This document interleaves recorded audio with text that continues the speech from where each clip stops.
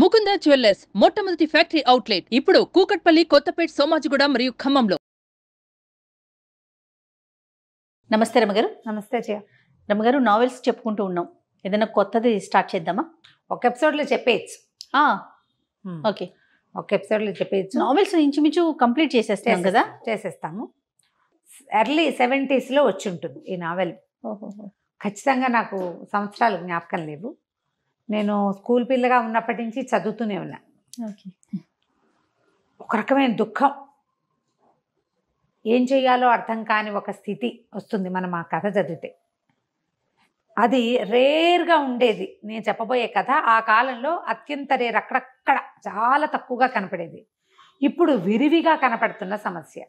భార్యాభర్తలు విడిపోవటం, పిల్లలు అలో లక్ష్మణ అని అఘోరించటం, తండ్రులు వెళ్ళిపోవటం లేదా తల్లులు వెళ్ళిపోవటం, పిల్లలు దొరికిపోవటం, అటు నాన్నకో అమ్మకో, పేదరికం, చదువుకునే అవకాశాలు లేకపోవటం, సంస్కారవంతులుగా బయటపడగలిగే అవకాశాలు ఉండకపోవటం. మనకి అప్పుడు ఇప్పుడు కూడా ఇలాంటి సమస్యలు ఉంటూనే ఉన్నాయి కదా. అవును. ఇప్పుడు ఏమైనా మరి అంటే లోకంలో అందరూ చేస్తున్న వ్యవహారం కాబట్టి చాలామంది, అంటే అందరూ అనద్దు పోనీ, సహజంగానే కనపడుతోంది. ఏముంది, విడాకులు తీసుకున్నారు, ఏముంది విడిపోయారు అని. పిల్లలు తల్లి దగ్గర తండ్రి దగ్గర ఉంటారు, ఏ తాత ఇంట్లోనూ పెరుగుతారు. చాలా క్యాజువల్ గా తీసేసుకుంటున్నాం రమగారు. అది పెద్ద విషయంగా ఆలోచించట్లేదు మనం. కానీ పిల్లల మీద చాలా ప్రభావాన్ని చూపిస్తుంది అది ఎప్పుడు కూడా. దాని మీద బేస్ చేసుకున్న ఒక కథ. ఓకే. కావిల్పాటి విజయలక్ష్మి గారని ఫ్యామిలీ స్టోరీస్ చాలా బాగుండేవి. ఆవిడది విధి విన్యాసాలు కథ. పేరు ఎంత బాగుంటుంది, విధి విన్యాసాలు. దీన్ని సినిమాగా తీశారు తహసీల్దార్ గారు అమ్మాయి. ఓకే. అయితే నేను ఆ సినిమా, అందులో ఒక వీణ పాట ఉంది, ఫేమస్ పాట, గుర్తు కూడా రాలే, రాత్రి నుంచి ఆలోచిస్తున్నాను నేను. జమున్ గారు ఆవిడ యాక్ట్ చేశారు హీరోయిన్గా. అయితే కథలో ఉన్నటువంటి కఠోరమైన సత్యాలు సినిమాలో ఉన్నాయో లేదో ఐడియా లేదు నాకు, నేను చూడలేదు. ఓకే. అది నా చిన్నప్పుడు వచ్చిన సినిమా. ఈ పుస్తకం మాత్రం మా ఇంట్లో ఉండటం వల్ల నేను చాలాసార్లు చదివాను. ఇటీవల కాలంలో కూడా మన బుక్ ఎగ్జిబిషన్లో కనబడితే తెచ్చుకున్నా. మళ్ళీ కొనుక్కొచ్చుకున్నారా? ఒక్కొక్కళ్ళకి ఒక్కొక్క పిచ్చి ఉంటుంది. చాలా బాగుంటుంది కథ. ఈ కథ స్టార్టింగ్ ఒక కుర్రాడితోటి మొదలవుతుంది. వాడు 10th క్లాస్ పూర్తవుతుంది. ఇప్పుడు కాలేజీలో చదవాలని ఉంది. అమ్మమ్మ పిల్లవాడు ఉన్నారు. పెద్ద మావయ్య ఉంటాడు. పెద్ద మావయ్య, భార్య, 2 పిల్లలు. మావయ్య రాజశేఖరం. అసలు మొదటి డైలాగే కండక్టర్ కొడుకు కలెక్టర్ అవుతాడా అన్న డైలాగ్ తోటి మొదలవుతుంది. ఓహో. పిల్లవాడిని చదివించాలని అమ్మమ్మ అడుగుతుంది మామయ్యని. పిల్లాన్ని చదివించు, కాస్త కాలేజీ చదివిస్తే వాడు పొట్టవాడు పోసుకుంటాడు, వాళ్ళ అమ్మని వాడు చూసుకుంటాడు. అంటే ఆ కండక్టర్ కొడుకు కలెక్టర్ అవుతాడా, ఏముంది, ఏ కొట్లో పద్దులు రాసిన 60-70 ఇస్తారు, వాడికి వాళ్ళ అమ్మకి వెళ్ళిపోతుంది. లేత పిల్లాడు, ఒక 16 ఏళ్ల స్ఫురద్రూపి అయిన ఒక కుర్రాడు. అయితే తల్లి అమ్మమ్మ ఏమంటారంటే, చిన్న మామయ్య దగ్గరికి వెళ్ళు, చిన్న మామయ్య దగ్గర, కానీ చిన్న మామయ్య దగ్గరికి ఇంకో ఊరు పంపిస్తారు. పంపిస్తే చిన్న మామయ్య గోపాలరావు, పెద్ద మామయ్య రాజశేఖరం, రెండో మామయ్య గోపాలరావు ఇంకేదో ఊరిలో ఉంటాడు.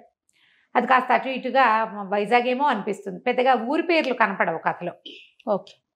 అక్కడికి వెళ్తాడు. వాళ్ళ ఇంట్లో కూడా ఓ పిల్లాడు ఉంటారు. పెద్ద మామయ్యకి ఓ పిల్లాడు, చిన్న మామయ్య కూడా ఒక పిల్లవాడు. అయితే ఆయన ఏమన్నాడు, సరే కనుక్కుంటాడు, ఏమిటి సంగతి సందర్భం కనుక్కొని, అరే నాకు జీతం తక్కువేరా, నీకు భోజనము వసతి నేను ఇస్తాను, నా దగ్గర ఉండు, ఫీజులు పెద్ద మామయ్య కడతాడేమో కనుక్కో. అప్పుడు ఈ పిల్లాడు, మా నాన్న ఎక్కడుంటాడు అని అడుగుతాడు. తండ్రి లేడు వీళ్ళతో. అడిగితే ఈయన తను ఏమన్నాడంటే, అక్కడెక్కడో ఫలానా చోట ఉంటాడు, ఎప్పుడో అడ్రస్ ఇచ్చాడని అడ్రస్ తీసి చేతిలో పెడతాడు. ఈ పిల్లాడు ఊరు వెళ్తానని చెప్పి ఇంటికి వెళ్ళకుండా ఆ తండ్రి ఉన్న ఊరికి వెళ్తాడు. ఇవేవో ట్రైన్ ప్రయాణం చేసి వెళ్ళవలసిన ఊళ్ళుగానే కనపడతాయి. అక్కడికి వెళ్ళేసరికల్లా ఇతను ఒక మామూలుగా చదువుడు, వాళ్ళ అమ్మ ఎట్లా ఉంది, దైన్యంగా, అమ్మ ఇంట్లో కింద ఇల్లు వాడుకుంటారు, పొలం డబ్బులు ఇంటెద్ద ఏదో కొద్దిగా వస్తే బిక్కుబిక్కుమంటూ కాలక్షేపం చేసే దౌర్భాగ్యపు స్థితిలో ఉన్నారు వీళ్ళు. పిల్లాడికి పండగకి బట్టలు లేవు, చెప్పులు లేవు, సైకిల్ లేదు, సాగుబాటు లేదు, ఏ సాగుబాటు లేదు. తన తండ్రిని కూడా అలా ఊహిస్తాడు. కానీ ఆయన స్ఫురద్రూపి, ఎత్తైన పచ్చటి గంభీరమైన ఆకారం, చాలా అందమైన వాడు అతను, ఆ పిల్లాడి తండ్రి. పిల్లాడు అందగాడనే చెప్తారు మనకి మొదటి నుంచి. సరే వచ్చేసరికి ఒక 3-4 ఫ్రెండ్స్తో ఉంటాడు ఆయన. ప్రసాదరావు గారిని కలవడానికి వచ్చానని చెప్తాడు. ఏమిటంటే కాలేజీ ఫీజు కోసం వచ్చాడంటారు, అదంటారు, ఇదని మాట్లాడతారు ఫ్రెండ్స్. వాళ్ళందరూ వెళ్ళిపోయాక ఆయన మీరు నన్ను ఫీజులు కట్టి చదివిస్తారేమోనని అడగటానికి వచ్చానంటాడు.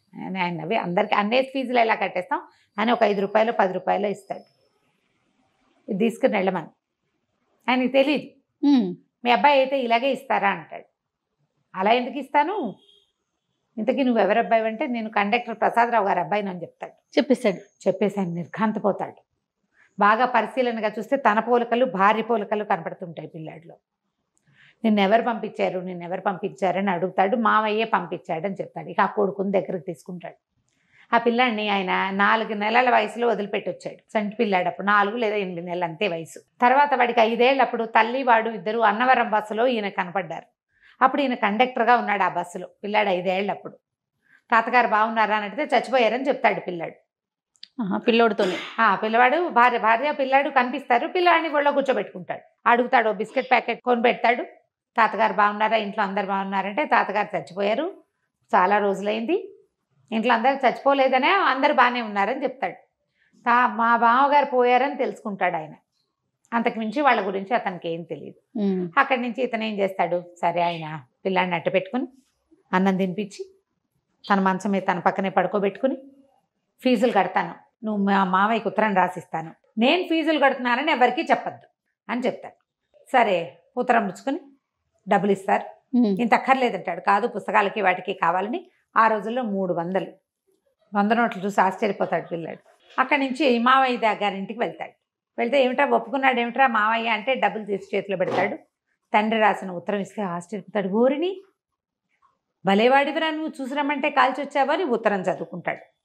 సరే ఇక్కడే ఉండు, డబ్బులు ఫీజులు కడదామని మంచి కాలేజీలో చేర్పిస్తారు. ఏ కాలేజీయో మనకు చెప్పరు, కాలేజీ వ్యవహారాలు ఏముండవు. కాలేజీకే ఉత్తరం రాస్తుంటాడు తండ్రి కొడుకు ఉత్తర ప్రత్యుత్తరాలు నడుస్తాయి. మళ్ళీ ఇంకోసారి తండ్రి దగ్గరికి వెళ్తే ఆయన బట్టలు కుట్టిస్తాడు కొడుక్కి. సరదాగా ఉంటుంది. 16-17 ఏళ్ళ పిల్లాడు పచ్చగా పొడుగ్గా ముచ్చటగా ఉంటాడు. వీడికి మంచి మంచి బట్టలు వేసుకుని చూసుకోవాలని ఉంటుంది తండ్రికి. వీడి ఫీజులు ఎవరు కడుతున్నారు, చిదంబర రహస్యం, ఎవరికీ తెలియదు. మావయ్యకి తెలుసు కదా, ఈ మావయ్య కట్టాడు అనుకుంటారు. అయితే వీడు చెప్తాడు, ఎవరికి చెప్పద్దన్నారు మా నాన్న అని. ఉత్తరంలో కూడా అదే ఉంటుంది. అత్తయ్యకి చెప్తాను, ఆమె దగ్గర నుంచి రహస్యం బయటకు వెళ్ళదని, మళ్ళీ గొడవలు వస్తాయి మాకు అని భార్యకి మాత్రం చెప్తాడు. ఆవిడ ఎవ్వరికీ చెప్పదు. ఈ అన్నదమ్ముల మధ్య కూడా అంత విరివైన రాకపోకలు ఉండవు. కథ దాదాపుగా ఒక 6-7 సంవత్సరాల పాటు నడుస్తుందన్నమాట. మధ్యలో పాత కథ రివైవ్ అయ్యి కనపడుతుంది. సరే పిల్లాడు చదువుకోవటం మొదలు పెడతాడు. ఇంటర్మీడియట్ అయిపోతుంది, డిగ్రీలో చేరుస్తాడు. పెద్ద మావయ్యకి ఆశ్చర్యంగా ఉంటుంది. పిల్లాడికి కాన్ఫిడెన్స్, అంతకుముందు భయంగా బిక్కుమని పేదరికము, తండ్రి లేకపోవటం వల్ల చుట్టుపక్కల వాళ్ళంతా మీ నాన్న వెళ్ళిపోయాడు, మీ అమ్మని వదిలేశాడు లాంటివి విని పిల్లలు చాలా బేలగా ఉంటారు. ఎప్పుడైతే ఈ తండ్రి దగ్గరికి వెళ్ళటము, ఆయన డబ్బు ఇవ్వటము, ఆయన బాగా చూసుకోవటము, ఆయన చాలా మంచివాడని అతనికి తెలియటం, దాంతో ఒక కాన్ఫిడెన్స్ వచ్చేస్తుంది పిల్లాడికి. కాన్ఫిడెన్స్ పెద్ద సౌందర్యం, అన్నిటికంటే పెద్దది. అయితే ఈ పెద్ద మావయ్యకి ఆశ్చర్యంగానే ఉంటుంది. ఇంత డబ్బు గోపి ఎక్కడ ఎలా కడుతున్నాడు తమ్ముడు అర్థం కాదు. మెల్లిగా డెవలప్ అవుతాయి. వీళ్ళింట్లో ఓ పిల్లవాడు ఉన్నారు కదా, పద్మజ, గోపాలరావు కూతురు పేరు పద్మజ, పిల్లాడు ఒక సీను. రాజశేఖరానికేమో ఓ జయ, చంద్రం, 2 పిల్లలు. ఆ జయ చాలా అందంగా ఉంటుంది. ఈ పద్మజ కొంచెం సామాన్యంగా మేనత్త పోలికగా ఉంటుంది. దీనికి పూర్వగాథ ఏం చెప్తారంటే, తహసీల్దార్ గారు వెంకటరామయ్య గారు ఏదో ఆయన పేరు, ఆయనకి ఒక కూతురు 2 కొడుకులు. ఆ కూతురు పేరు మధుమతి. వాళ్ళ పక్కింట్లో ఒక ముసలి మామగారు ఒక కుర్రాడు అద్దెకుంటారు. పిల్లాడు ఏదో డిగ్రీ చదువుకున్నాడు, ఉద్యోగం వేయించమని తహసీల్దార్ గారిని అడుగుతుంది ఆవిడ. వీళ్ళింటికి కొంచెం రాకపోకలు ఉంటాయి. ఆ కుర్రాడు ఆ మధుమతి కొంత ప్రేమలో పడతారు. అబ్బాయి చాలా అందమైన వాడు. ఈ అమ్మాయి కూడా బాగుంటుంది, కానీ అతను ఎక్కువ అందగాడు. ప్రేమలో పడతారు. ఒక 2 సంవత్సరాలు గడిచేసరికి అలా 1 సంవత్సరం గడిచింది, ఉద్యోగం స్థిరపడింది అబ్బాయికి. పిల్లకి ఇతని మీద మనసు ఉందని తెలుసుకుని తండ్రి వాళ్ళిద్దరికీ పెళ్లి చేయాలనుకుంటారు. ఆ ముసలి మామగారు కాస్త చనిపోతే కుర్రాన్ని తెచ్చి తమ ఇంట్లోనే పెట్టుకుంటారు. చక్కగా పెళ్లి చేస్తారు. పెళ్లి చేసి తమ ఇంట్లోనే ఇల్లరికం ఉంచుకుంటారు. ఆ అబ్బాయి ఎంతసేపు బయటికి వెళ్ళిపోదా ఉంటాడు. ఆ అబ్బాయే ఈ ప్రసాదరావు, ఈ పిల్లవాడి తండ్రి. ఆ మధుమతి ఆ పిల్లాడి వాసు తల్లి. మన కుర్రాడి హీరో ఉన్నాడు కదా, వాసు అతని పేరు. అయితే వీళ్ళిద్దరూ కలిసి ఉంటారు. 5 సంవత్సరాలకు కానీ పిల్లలు కలగరు. 5 ఏళ్లకి ఈవిడ ప్రెగ్నెంట్ అయ్యింది. క్రమంగా ఏమైందంటే, ఆ రోజుల్లో ఏదో ఒక సంఘటన జరుగుతుంది. అదేంటంటే, ఆయన ఏదో ఒక ఉద్యోగం జోగయ్యో ఎవడో ఆఫీస్లో ఉన్నటువంటి ఒక ప్యూన్ తాలూకు ఉద్యోగం తీసేసే ఒక ఇది జరుగుతుంది. జరిగితే ఆ జోగయ్యకి ఈ ప్రసాద్కి స్నేహం ఉంటుంది బాగా. ఇతను ఆ కాగితం నేను పెట్టనంటాడు. ఆయన తహసీల్దారు, ఇతను యూడీసీ, ఒక హెక్లార్కో ఏదో అవుతాడు ఇతను. ఆయన ఎంత బాగానో చూసుకుంటారు అల్లుడిని. మంచి మంచి బట్టలు కుట్టిస్తారు, ఎంత బాగుంది, ఓసారి ఎట్రా ఇట్రా అని బట్టలు చొక్కా సరిపోయింది లేదో చూస్తారు. పిల్లతో కలిసి సినిమాలకు తిప్పుతారు. నువ్వే మా ఇంటికి పెద్ద కొడుకు అంటారు. ఈ పిల్ల అంటే పంచప్రాణాలు ఆయనకి. ఎందుకంటే 4 పిల్లలు పోయాక అమ్మాయి పుట్టింది. అమ్మాయి తర్వాత 2 తమ్ముళ్ళు బతికారు. దాంతో అమ్మాయి లక్ష్మిగా భావిస్తారు ఆ మధుమతిని. దాంతో పిల్లని బయటికి పంపడం ఇష్టం ఉండదు. ఇబ్బాయి కూడా ఎవరు లేరు కదా, మా అవ్వగారు చనిపోయింది కదా. చచ్చిపోయిన ఆవిడకి ఇంకా ఎవరున్నారు, అతనికి ఎవ్వరు అన్నదమ్ములు లేరు, అక్క చెల్లెలు లేరు, అమ్మ నాన్న లేరు. అందుకని పిల్లాన్ని అట్ట పెట్టుకుంటారు ఇంట్లో. ఈ జోగయ్య వ్యవహారం వచ్చేసరికి జోగయ్య వాళ్ళ ఇంటికి రాక పోక ఉంది. ఆ జోగయ్యకి ఒక అక్క ఉంటుంది రాజమ్మ అని. ఆ అమ్మాయి కొంచెం తిరిగిపోతుంది. పుకారు ఏమని పుడుతుందంటే ఆ రాజమ్మతోటి తనకి సంబంధం ఉంది ఈ ప్రసాద్కి, అందుకనే జోగయ్య ఉద్యోగాన్ని కాపాడారు అని పుట్టింది పుకారు. ఈ చిన్నతనపు ఆడపిల్లలకి అలాంటి వార్తలు ఏమైనా తడితే ఇతను ఇంత పంచప్రాణాలుగా ఉంటాడు, తనంటే ప్రాణం పెడతాడు అనేది గుర్తురాదు. ఆ అమ్మాయి మీద అనుమానంతో మొగుడిని ఏదో ఒకటి సూటిపోటి మాటలు అంటూ ఒక తెలియనితనం, ఈ బంధం తెగిపోతుందని అనిపించదు, తెలిసి తెలియనితనమే. ఆ తల్లిదండ్రి కూడా దాన్ని ఎగసంతోస్తాడు. మా పిల్లని ఏడిపిస్తున్నాడు అన్నది తప్ప ఇంకొక ఆలోచన ఉండదు వాళ్ళకి. క్రమంగా ఏమైంది, దీనికి ఒళ్ళు మండిపోతుంది ఈ ప్రసాద్కి. సినిమాలో ఇలా హీరోని క్యారెక్టర్ని దెబ్బతీయరు బహుశా, అవును. కానీ ఇతను ఏం చేశాడంటే నిజంగానే ఆ అమ్మాయితో సంబంధం ఏర్పరచుకుంటాడు. ఓహో, అది బయటకు వచ్చేస్తుంది. డబ్బు ఇవ్వడం మొదలు పెడతాడు. దాంతో ఈ అమ్మాయి చీచి నేను ఇతనితో కాపురం చేయనంటూ అసహించుకుంటుంది. భర్త అంటే ఎవరికైనా ఉండేది. ఇప్పుడు ఆ రోజుల్లో ఏంటంటే ఇప్పట్లాగా విడాకులు వచ్చిన రోజులు కాదు కదా, నయానో భయానో చెప్పుకుని విడిపించుకుని ఇవన్నీ చాలా సహజంగా ఉండేవి అప్పుడు. కానీ ఆ అమ్మాయి అతి గారాబంతో పెరగటము, తండ్రికి పెద్ద ఇల్లు వాకిలి తోట దొడ్డి పెద్ద ఉద్యోగము, దానివల్ల వచ్చినటువంటి కొంచెం హై ఫీల్ తోటి అమ్మాయి భర్తను తృణీకరించేస్తుంది. దాంతో ఆయన మొత్తం ఇతని ఇంటికి వాళ్ళ మామగారు చనిపోయాక సామాన్లు తెచ్చుకుంటారు కదా, ఆ సామాన్లన్నీ బయటికి విసేసి పొమ్మంటారు. సంతకం పెట్టి నీకు మాకు సంబంధం లేదు అంటే సంతకం పెట్టనంటాడు. ఆ కాగితం చింపి పారేస్తాడు, వెళ్ళిపోతాడు, సామాన్లు వదిలేస్తాడు. ఏం చేస్తాడు, ఆఫీస్లో ఉద్యోగం, మామగారికి ఇచ్చిన ఉద్యోగం కదా, మామగారు మొహమే గిట్టనప్పుడు ఉద్యోగం ఎలా చేస్తాడు. కానీ ఆ వెళ్ళిపోయే రోజును కూడా మామగారు గుండెలు పెట్టుకుని పరిగెత్తుకుంటూ వచ్చేస్తాడు. మళ్ళీ వద్దు, ఆయన అంత ప్రేమగా చూశాడు అతను. మీరు బాధపడకండి, నేను వెళ్ళనంటే వద్దు, నువ్వు వెళ్ళిపోవాల్సిందే, నా కూతురు ఏడుస్తోంది నీ వల్ల, నువ్వు మా ఇంట్లో ఉండటానికి వీల్లేదు, తెన్నింటి వాసాలు లెక్క పెట్టేవాదంటావు, ఇది ఇదని అత్త మామ ఇద్దరు తిట్టేస్తారు.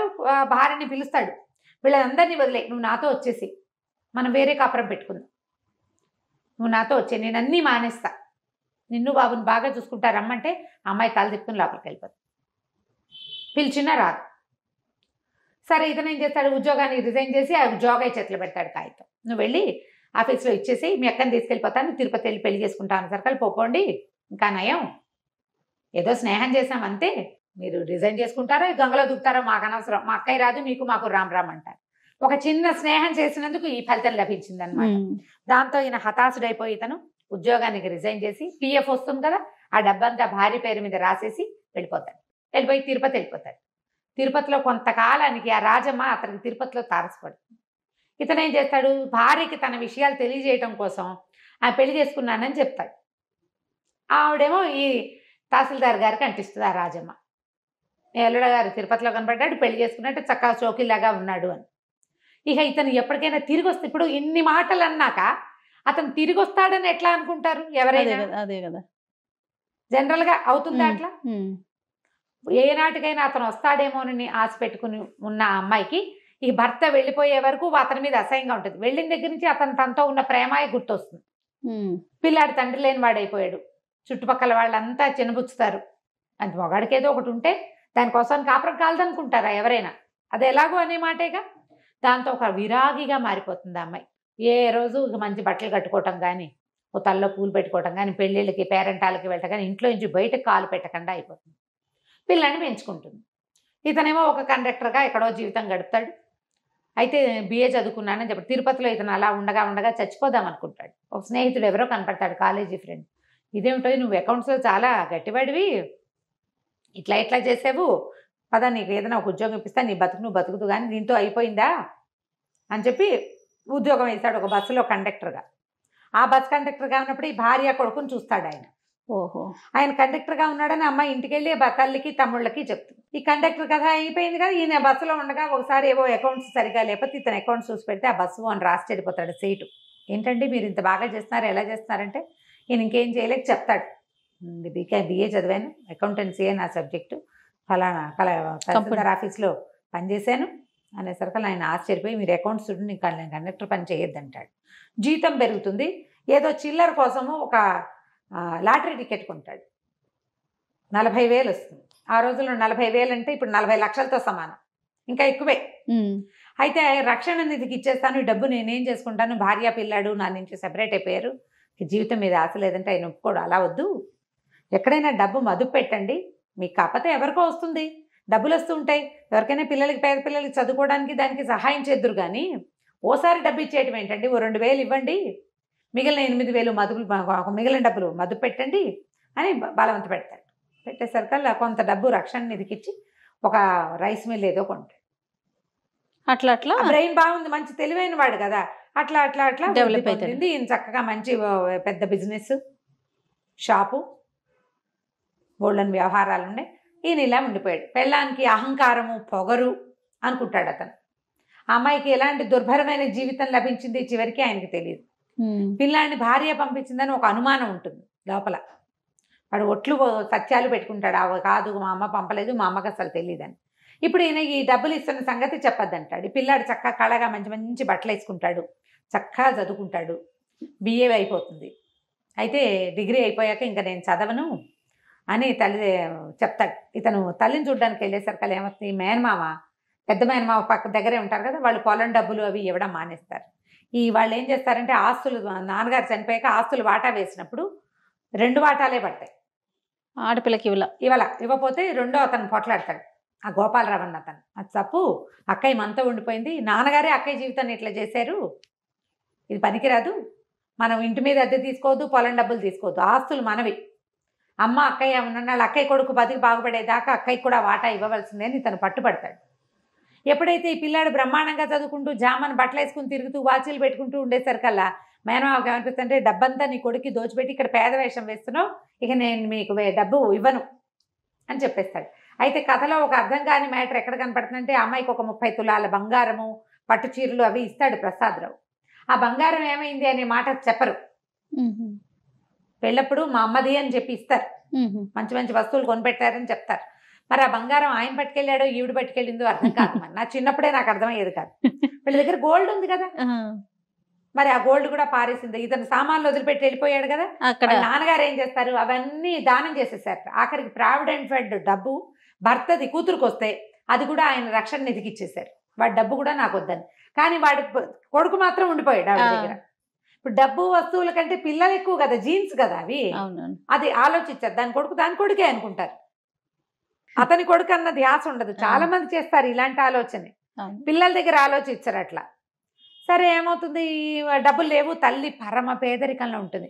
మా అమ్మమ్మ ఒంటి పూట తింటున్నారు, నేను ఇంకా చదువుకోనని ఏడ్చి మొత్తుకుంటాడు తండ్రి దగ్గర. ఆయన ఒప్పుకోడు. నువ్వు కండక్టర్ కొడుకు కలెక్టర్ అవుతాడా అన్నాడు మీ మామయ్య. కలెక్టర్ అయ్యి చూపించాలి, నువ్వు సెటిల్ అవ్వడం కావాలి, నువ్వు కలెక్టర్ అయ్యి భార్య పిల్లలతోటి బాగుంటే చూడాలనుంది నాకు, నువ్వు చేయడానికి వీల్లేదంటే మా అమ్మ ఇట్లాంటి పరిస్థితుల్లో ఉంటే నేను ఇలా మీరు కుట్టించిన ఉలెన్ సూట్లు అవి వేసుకుని వాచీలు ఉంగరాలు పెట్టుకుని స్కూటర్ కొని పెడతానంటాడు. ఎంఏకి యూనివర్సిటీ దూరం కాబట్టి స్కూటర్ కొంటాను, స్కూటర్ నేర్పిస్తాడు మనిషి వచ్చంటే.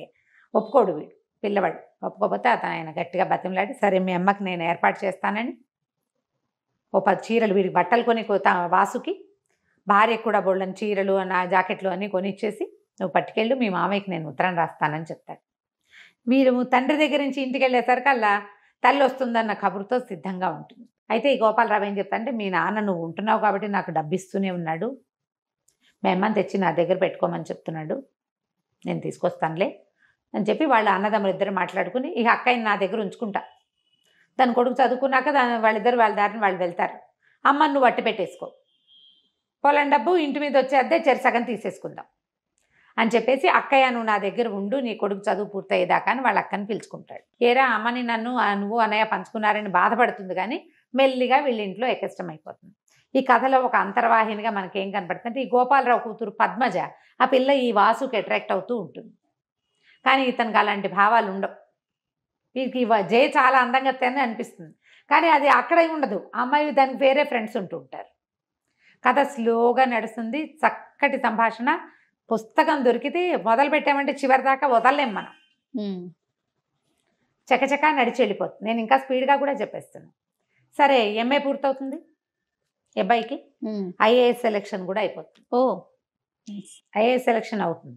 అయిన తర్వాత అప్పుడు పెళ్లి చేసుకోమంటాడు తను. పెళ్లి చేసుకోమంటే నేను పెళ్లి చేసుకోను, మా అమ్మ నాన్న కలిసి ఉండాలని నా కోరిక.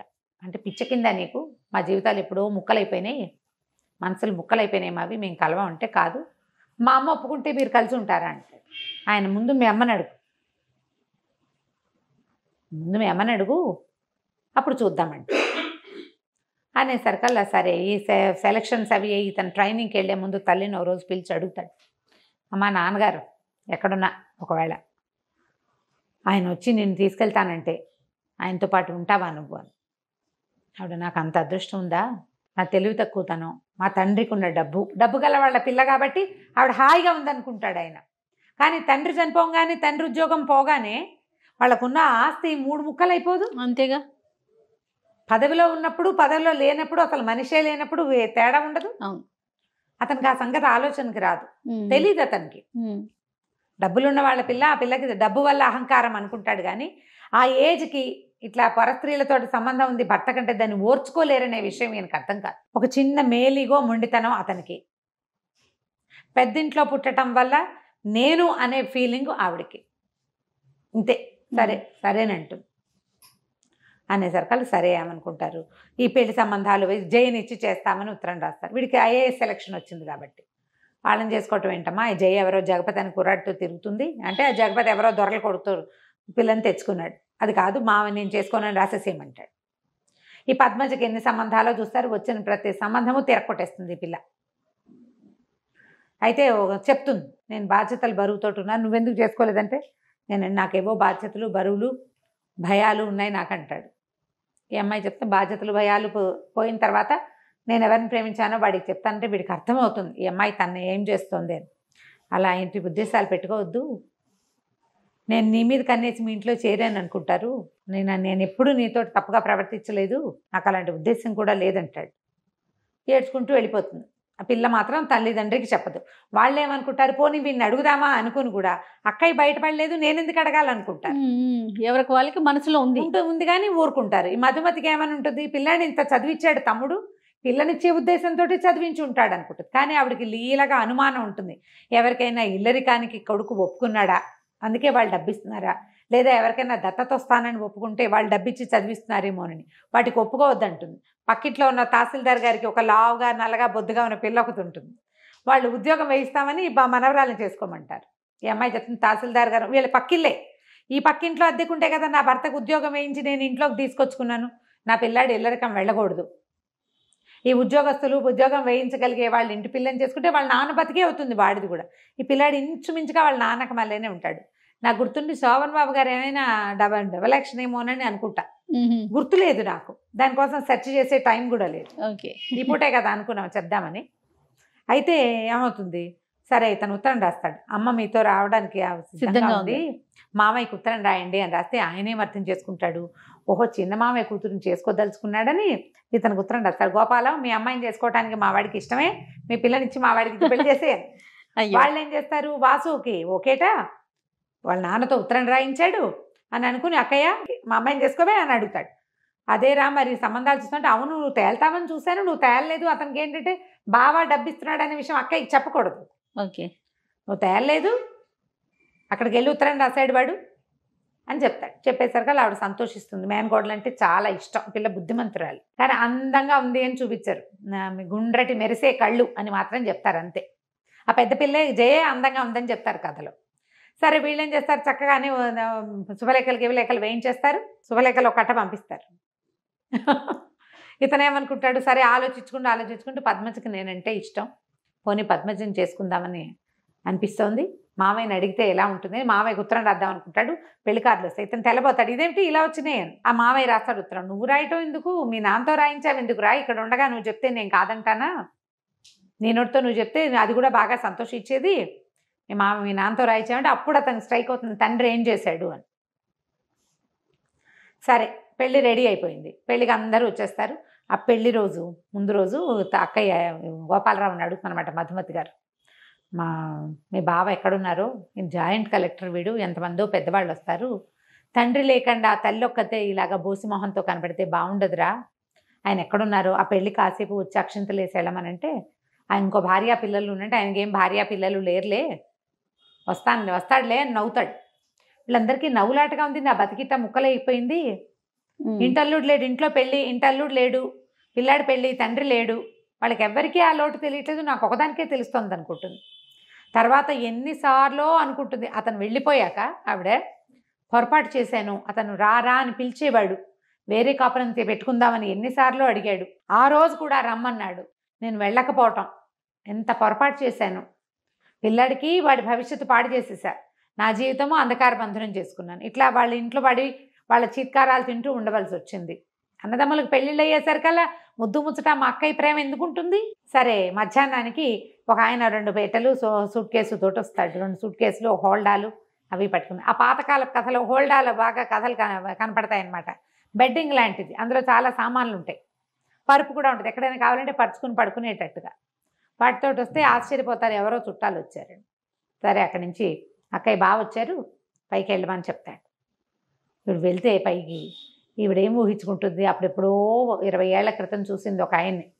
ఆయన ఎట్లా ఉన్నాడు, కండక్టర్ బక్క చిక్కిపోయి, మొహం అంతా పీక్కుపోయి, జుట్టు ఎర్రగా పీచుకొని, నూనె తైల సంస్కారం లేని జుట్టు, దవడలు లాక్కుపోయిన ఒక బక్క మొహం గుర్తుంది ఆవిడికి. అప్పటికి అతను చాలా నిరాశ దృక్పథంలో ఉన్నాడు కదా. ఇప్పుడు ఆశ్చర్యపోతుంది ఈయన్ని చూసి. ఆయన ఎంత మనిషి, ఆజానుబాహువు, చక్కగా పచ్చగా విశాలంగా నుదురు, బ్రహ్మాండంగా అద్భుతమైన సౌందర్యవంతుడుగా కనపడతాడు.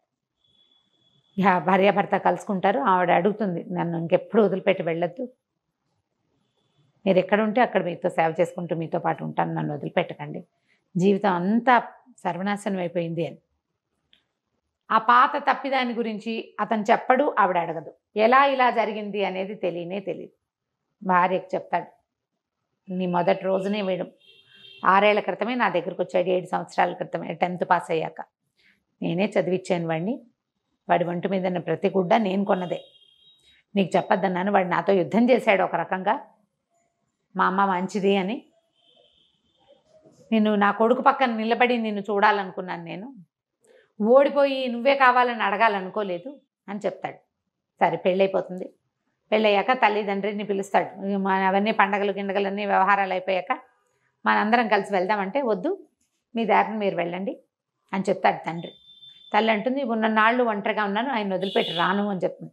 కొడుకు అవసరం తండ్రికి లేదు, తల్లికి లేదు, వాళ్ళిద్దరూ ఒకరితో ఒకళ్ళు ఉండాలనుకుంటారు. అప్రతిభుడైపోయాడు బాసు అని రాస్తారు చివరికి. విధి ఎలాంటి రకాలుగా తిప్పుతుంది, ఎలాంటి మలుపులు తిప్పుతుందో. ఇప్పుడు వీడు అదృష్టవంతుడు ఈ అబ్బాయి. అవును, చివరి దశలో అయినా అమ్మా నాన్నతో కలిసి ఉండే అవకాశం అబ్బాయికి లభించింది. ఎంతమందికి లభిస్తాయి జయ? అవును రమ్మ గారు. నేను ఎద్దనపూడి సులోచన రాణి గారి ఆరాధన, ఈ విధి విన్యాసాలు చదివినప్పుడల్లా ఏడ్చేదాన్ని జయ. భలే బాధగా ఉంటుంది. అసలు ఆ కుర్రాన్ని వాడు బేలగా ఏం చేయాలో తెలియక నిస్సహాయమైన స్థితి వాడిది. వాడికి చదువుకోవాలి, పెద్ద చదువు చదవాలని కోరిక, అవకాశం లేదు. సంపాదన పరుడైన తండ్రి ఉండి, సమర్థుడైన వాడు ఉండి, ఇలా దిక్కుమాలినట్టు మేనమావల పంచన బతకటం ఎంత కష్టం కదా. మరి ఎంత బాగా రాస్తారంటే ఎక్కడ ఎగ్జాజరేషనే ఉండదు. హ్యూమన్ రిలేషన్స్ చాలా సహజమైనవిగా మన చుట్టుపక్కల ఇళ్లల్లో జరిగే ఇలాంటి దాన్ని క్లియర్ పిక్చర్ ఇస్తారు. మనుషులు ఎలా మారుతారు, కండక్టర్ కొడుకు కలెక్టర్ అవుతాడా అన్నవాడు తన కూతుర్ని ఇవ్వడానికి సిద్ధపడతాడు. మనుషులు ఎలా ఉంటారో చూపిస్తారు. చాలా క్లియర్గా ప్రశాంతమైన రైటప్స్ కూడా. అదేంటంటే తీక్షణమైన సంభాషణలు, గాఢమైన అదేదో ఉండదు. తాపీ సంభాషణతోటి సాఫీగా వెళ్తుంది. చక్కటి భాష, మనం మాట్లాడుకునే భాష. క్యారెక్టర్స్ అన్నీ క్లియర్గా ఎవరెవరి వ్యక్తిత్వం ఏమిటి అనేది దాని సందర్భంలోనే తెలియజేసేలాగా రాస్తారు. దొరికితే పుస్తకం దొరుకుతుంది ఖచ్చితంగా. ఇప్పుడు అన్ని బుక్ షాప్స్లో ఉండేందుకే అవకాశం ఉంది. కావిల్పాటి విజయలక్ష్మి గారి విధి విన్యాసాలు. ఒకవేళ మీకు సినిమా కనుక దొరికితే తహసీల్దార్ గారు అమ్మాయి సినిమా కూడా చూడండి. ఆ వీణపాట ఏమిటో గుర్తు రావట్లేదు, మీలో ఎవరికైనా గుర్తుంటే కింద కామెంట్ పెట్టండి. తప్పకుండా. నమస్తే రమ్య గారు. నమస్తే.